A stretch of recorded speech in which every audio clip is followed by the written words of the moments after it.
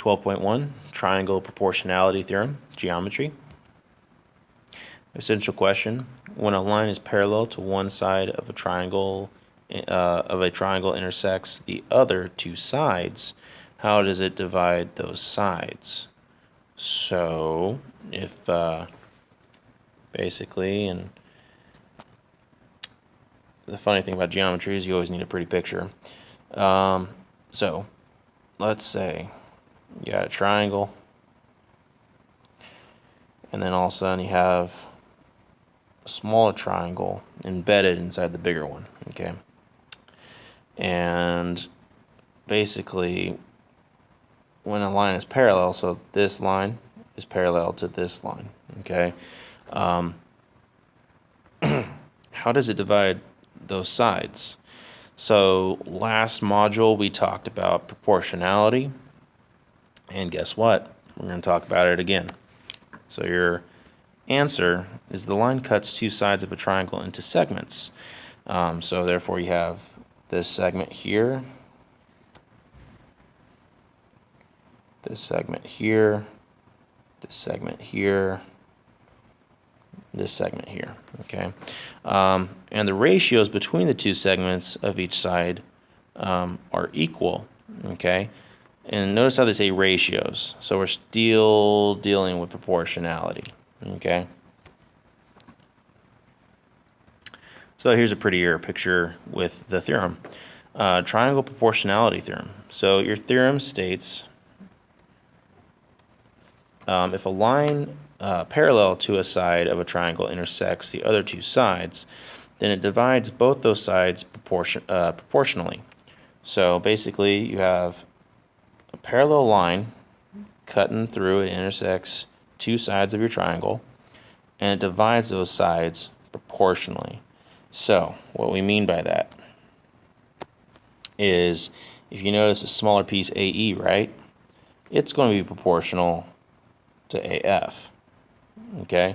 And the way that the book sets it up in their proportionality statement, like in your test, where you had to list like 6 different proportionalities, okay, AE is going to be proportional to AF, okay? Normally you put the, well, a nice habit is putting AE over AF, but the book likes to do it where AE is equal to AF, and then you talk about the longer sides at in the denominators.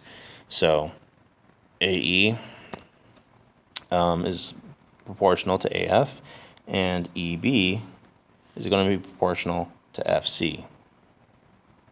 And that's how they set it up, okay? And basically you need to know, and they usually give you this idea, okay? Those two lines, they're parallel, okay? Therefore, that's what you can conclude, is that all those little segments are proportional. So let's look at some examples. Example 1, find the length of CY. So notice in your image that they go ahead and tell us that BC is parallel to XY. Awesome. So it kind of gives you like, all right, just set it up. So they tell us that they're parallel. All right, CB and XY. Therefore, by the triangle proportionality theorem, you should be able to say that, and we're looking for CY, that CY is proportional to BX, and that should equal the proportionality of AY to AX. Okay, so you should be able to do that. So here I am saying that CY is proportional to BX, like I previously stated, and that AY is proportional to AX. Okay, CY over BX equals AY over AX. Go ahead and substitute.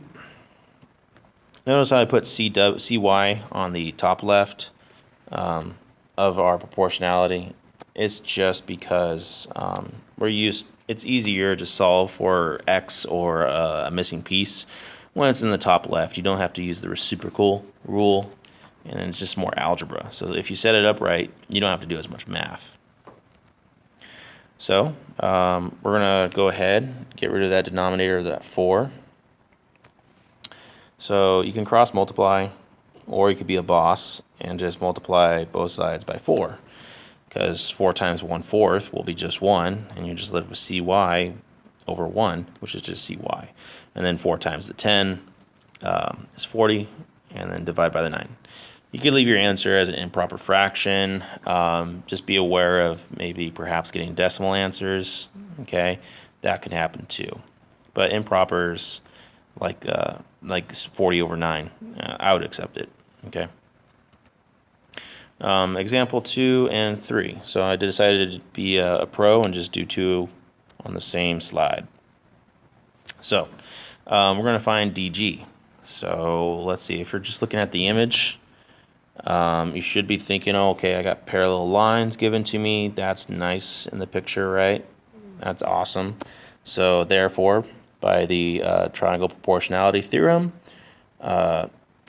let's see, DG, the one we're looking for, should be proportional to CF. So I'm probably going to have DG over CF. And then the other two segments, it's going to be ED, and that guy should be proportional to CE. All right, so you should be thinking that way, visually. Then just write it. Okay, so DG is proportional to CF equals ED to proportional of EC. Since we're finding DG, we're going to go ahead and start substituting the values that we know. And you're going to cross multiply, or again, like a pro, you could just multiply both the left hand and right hand side by 24. And 24 times 40 is 960, and then divide by 32. And you'll get DG is 30. Epic. Now, example 3. Or number 6, because I apparently forgot to take out the 6. I'm assuming, well, first they tell us that these guys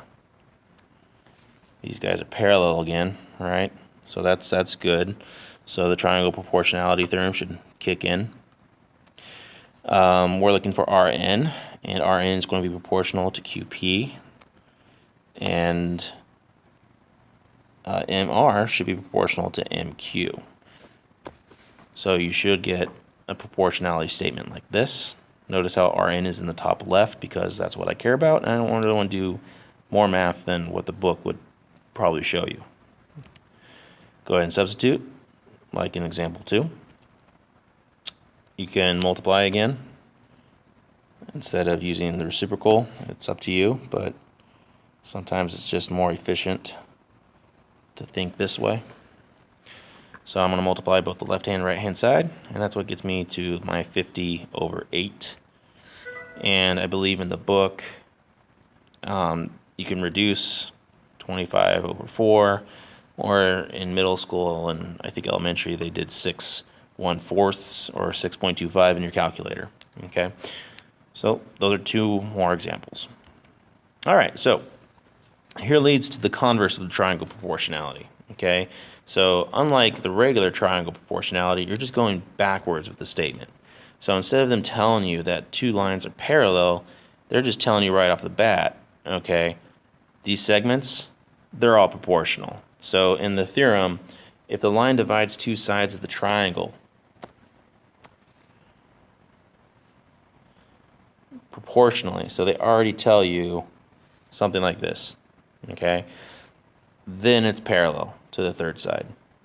So they don't give you the whole parallel thing like they do on the previous examples right away. They just tell you that they're proportional. And then the problem will most likely be something like, prove that your 2 lines are parallel. Okay, that's like going the other way with it. So let's go ahead and see an example. All right, so notice how they didn't tell us that the lines are parallel, but we have to verify that they are. Well, for them to be parallel, the line segments have to be proportional. So if they're proportional, we have to, well, we need to be able to visually see this. So KM has to be proportional to that guy. Okay, has to. And then Jm has to be proportional to Jn. Okay, so how do we set this up? Well, we have to prove that they're proportional. So Jm, okay, is going to be proportional to Mk. Oh, okay, so it looks like the book decided to use a different proportionality. So let me erase this thought. Basically, they're saying that, and I would have done it differently, but I would have gotten the same proof, same answer.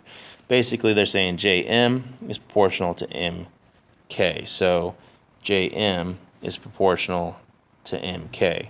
Okay? Think of like a dilation. You're dilating out from J, they should be proportional, right? So that's what it's thinking. All right, it's like launching out. It's dilating by a center of dilation from J type deal. Okay, and then they say Jn is proportional to NL. Okay, so remember proportionality has to exist with dilations. Okay, so it's kind of like harking back from that old idea. All right, so let's substitute in our values. And then eventually you'll just get some number equaling the same number. Does 2 equal 2? Yeah, that true. That true. All right, true that. So, since they are proportional, you can say by the converse of triangle proportionality theorem, Mn is parallel to KL. Okay, and that's how you can prove it using proportionality and algebra. Which there's a couple problems that do that to you in the homework. And speaking of which, there's your homework. Good luck. If you have any questions, come see me.